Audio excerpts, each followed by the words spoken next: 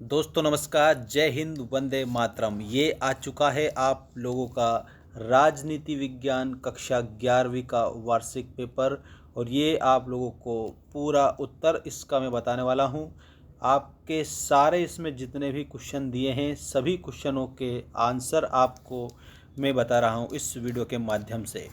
तो चलिए बिना देर के स्टार्ट करते हैं। पॉलिटिकल साइंस का आप लोगों का यह पेपर आपकी वार्षिक परीक्षा के लिए, ठीक है, 6 तारीख के दिन आप लोगों का जो पेपर है उसके लिए ये मैं आप लोगों को बता रहा हूँ। सभी स्टूडेंट चैनल को सब्सक्राइब कर लेंगे क्योंकि आप लोगों के लिए सभी विषय के वीडियो हमारे इस चैनल पर आने वाले हैं।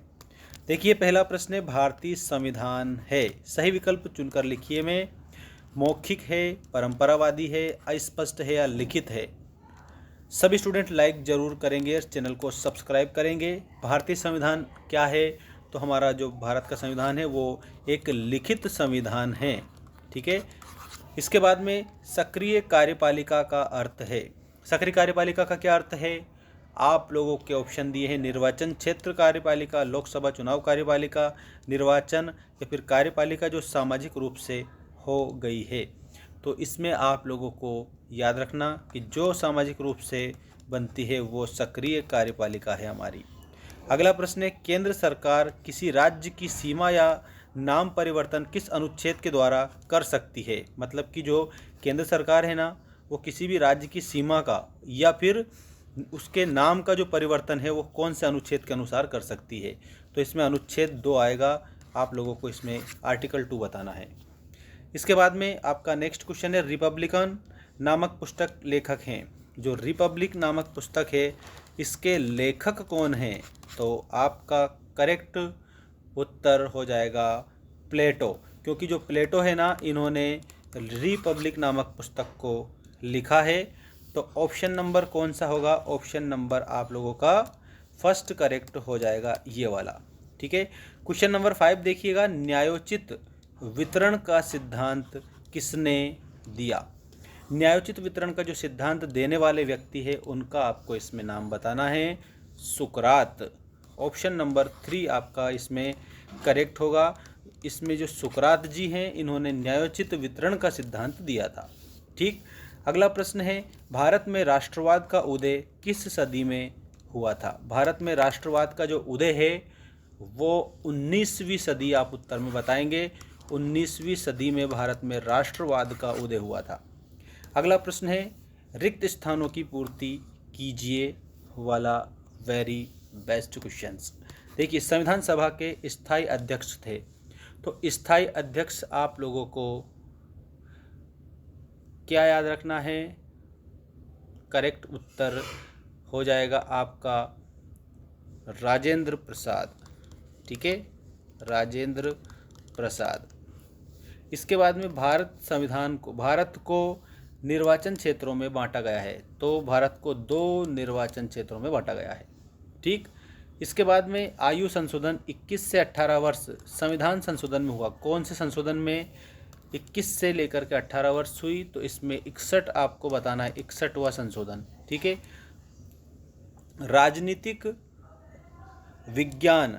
विज्ञान का अध्ययन है, मतलब कि जो ये राजनीति विज्ञान है ये किसका अध्ययन है?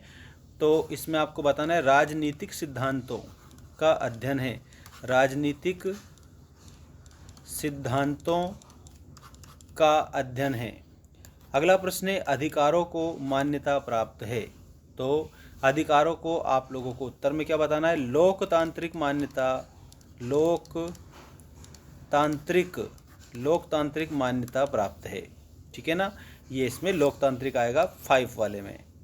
इसके बाद में किसी नए राज्य की नागरिकता ग्रहण करने पर पूर्ववर्ती राज्य की नागरिकता हो जाती है।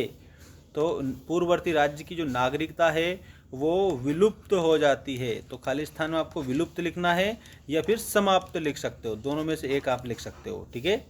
उग्र राष्ट्रवाद का समर्थक है।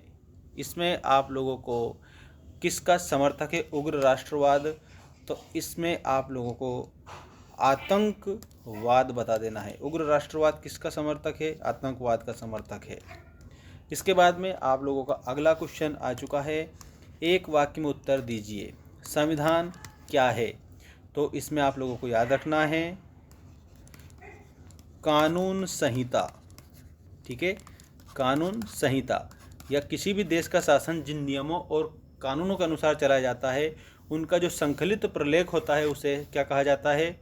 संविधान कहा जाता है। इसको कानून संहिता भी हम कह सकते हैं, और या फिर हम एक और उत्तर इसमें लिख सकते हैं नियमों का संकलन।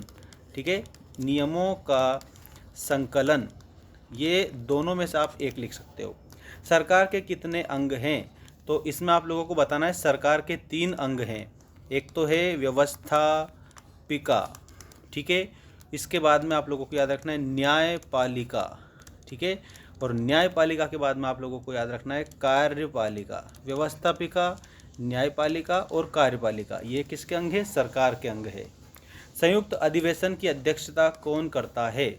तो इसमें आप लोगों को लोकसभा अध्यक्ष लिखना है, लोकसभा अध्यक्ष। नेक्स्ट है मार्क्सवादी समानता के जनक है। मार्क्सवादी समानता के जनक कौन है? Karl Marx. Karl marks.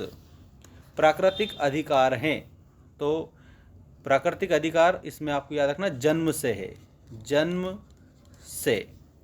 Next question है नागरिक को किसके हित को सर्वोपरि समझना चाहिए? तो नागरिकों को राष्ट्रहित याद रखना, राष्ट्रहित, राष्ट्रहित आएगा इसमें।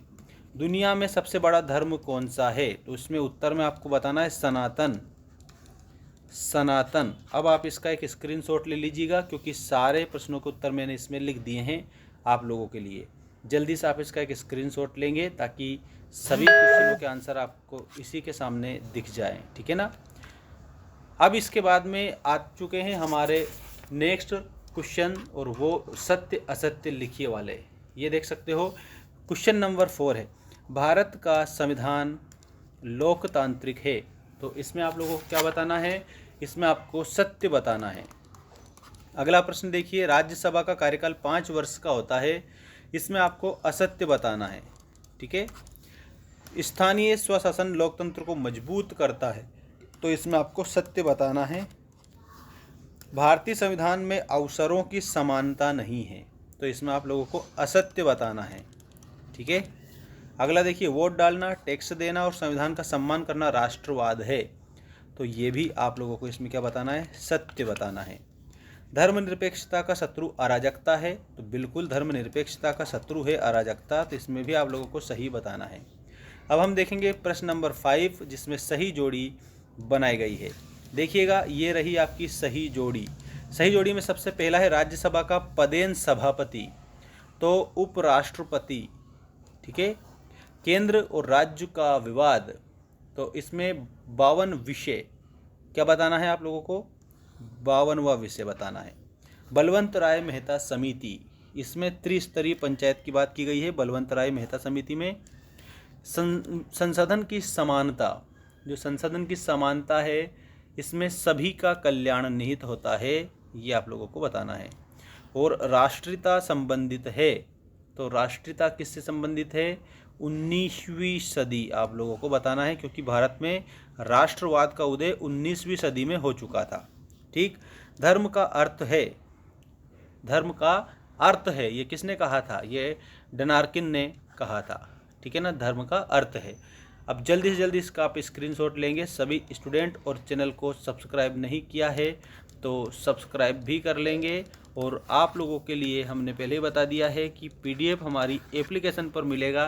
तो ऐप आप चैनल के अबाउट सेक्शन में जाइए, मेंस एजुकेशन एप्लीकेशन जो हमारे चैनल का नाम है, ये प्ले स्टोर से जाकर भी आप डाउनलोड कर सकते हैं। डायरेक्ट लिंक हमने दे रखी है चैनल के अबाउट सेक्शन में, तो वहाँ पर जाकर क्लिक कर देना, आपको एप्लीकेशन डाउनलोड करके PDF प्राप्त कर लेना है।